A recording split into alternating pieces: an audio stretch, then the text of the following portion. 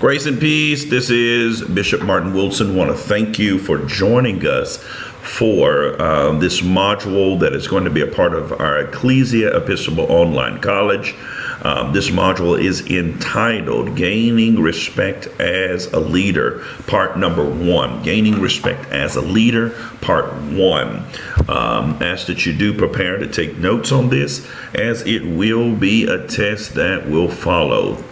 All right, we're going to jump right in and we're going to begin to talk about influence. It's impossible to talk about leadership without talking about influence. There is no leadership, real leadership, without influence. Influence is the capacity to have an effect on the character, the development, or the behavior of someone or something, or the effect itself, to have an effect on. Now, there's only two kinds of effect that you're going to have on people. When you're leading people, there's only two effects that you're going to have, and that is either a positive one or a negative one, and that is based on the characteristics of how you build rapport with that particular individual. So now let's talk about respect. Respect is defined as a deep feeling of admiration for someone or something, drawn out by their abilities, their qualities, and their achievements. Now, listen to this, and I really want you to think about this, and I may have you to expound on it. You can respect a person that you may not necessarily like. We see this all the time, where there's a particular player on another team that we may not like the team, but we respect that player. We respect his abilities. We respect his qualities. We respect what he has achieved. There may be other whole teams. On the normal day, we don't pull for that team. But if that team is playing someone that we don't like, we pull for them. Why? Because we respect their abilities, their qualities, and their achievements. People may follow people they don't particularly like, but they will not follow people they do not respect. Once people lose respect for you, your ability to influence them is gone. And when there is no ability to influence them, there is no need to try to lead them. Maintaining respect as a Christian leader, maintaining respect as a Christian leader has to be of great importance to you. Has to be very, very, very important. It has to be more important than trying to maintain appearance. We have too many leaders nowadays that try to maintain appearance. I've seen pastors that have allowed their excessive need for possessions to destroy their respect, and the respect that the people would necessarily have for them, because they've got to have they're constantly buying new cars, constantly buying new watches, constantly buying new clothes, constantly buying another house, constantly buying another phone, constantly getting things. And we've got to understand that your ministry, the career, your ministry career is made or destroyed based on how you maintain respect with the people that you lead. Listen, when they see us accumulating a lot of things, and I'm not telling you got to walk around broke, busted, and disgusted, but there has to be a mindset that says, okay, I need to keep this in perspective, because the average person only sees another pastor trying to take all of the church's money. No matter how good of a job you have, no matter how much money your family may have, your wife may have a good job, they're not going to see any of that. All they know is, I give money and you have access to it. That is got to be something, because your ministry career is made or destroyed based on respect. And when they lose respect for you because of a money issue, it is very, very hard to gain it back. Many leaders maintain the respect of other leaders. And listen, without the respect of those that follow you, there's no success. You may have people around you, other pastors, other leaders that respect you, but if those that follow you do not respect you, then you will have no real lasting success. Now listen, If you can influence and gain the respect of those that are under you, then you'll never have a hard time gaining the respect of those that are above you and those that are beside you. Why? Because those that are under you, when they have your respect, they will honor you and they will esteem you, and the effect of that will be 360. It will cover every area of your ministry, your personal life, and your life as a minister in the community. Now, why would other leaders ever respect a leader that can't maintain the respect of those that are under his or her leadership? So you've got to know that that's a factor. You've got to know that that is a big factor that plays into everything that you do, is maintaining the respect of the people. Over deliver. Now, being a leader means that you are serving others in some way, some capacity. You're serving other people.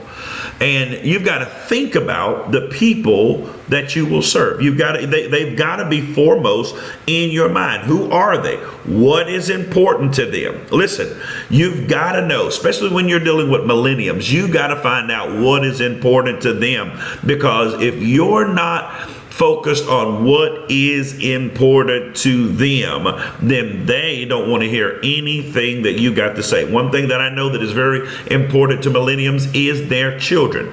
And if we are going to have a ministry, we've got to begin to be mindful and schedule ministry in times that is not going to conflict with scholastic sports, that is going to conflict with being in church so long that the students aren't able to get their homework done. Why? Because those parents that are worried about their children will not participate in church if they have to, if it comes down to either or. My child's baseball game or Bible study, they're not coming. So it is only reasonable for us that are leaders to see the importance of knowing what is important to the people that we are trying to lead. And then what do? We ask the question, how can we exceed their expectations? How can we exceed their expectation? We have to have a mindset to over deliver, go up far and beyond. Now, I know someone will get super spiritual here. This is not people pleasing. That's not what we're talking about. We're not talking about catering. We're not talking about bringing the world into church. We're talking about being fishermen of men. We're talking about fishing for men. And sometimes we're using the wrong bait. Wrong bait, no fish. Some people, we're wondering why our church are not growing, because we're using the wrong bait. We're not really catering to the real daily needs of the people, and the people are not going to come. You've got to learn to over deliver. If you want to be a respected influencer, you over deliver. You go the extra mile. You go the extra mile. And that's not just for the ones who tithe the most. That's not just for the ones that you think can offer you the most. That's not just for the ones that you want to impress in your ministry or in the community. That is everyone. And I mean saved and sinner alike. Now, platform of values. Platform of values. One of the quickest ways to lose the respect of people is for you not to be clear on what values you are willing to fight for. I want to say that again. One of the quickest ways to lose the influence of people and the respect of people is when you are not clear on what you're willing to fight for. If you're just flopping back and forth on issues that are important to the people, they will lose respect for you. You have to know what your values are. You have to know what your convictions are. And you have to know what those things are in your life that you're not willing to compromise. That's what really makes up the very fabric of who you are as a leader. When you know what it is that you stand for, listen, Some of us have ministries, but our ministry have no direction because we haven't clarified what our values are. When you don't know what your values are, you will be doing ministry, but you will be doing everything trying to see what's work.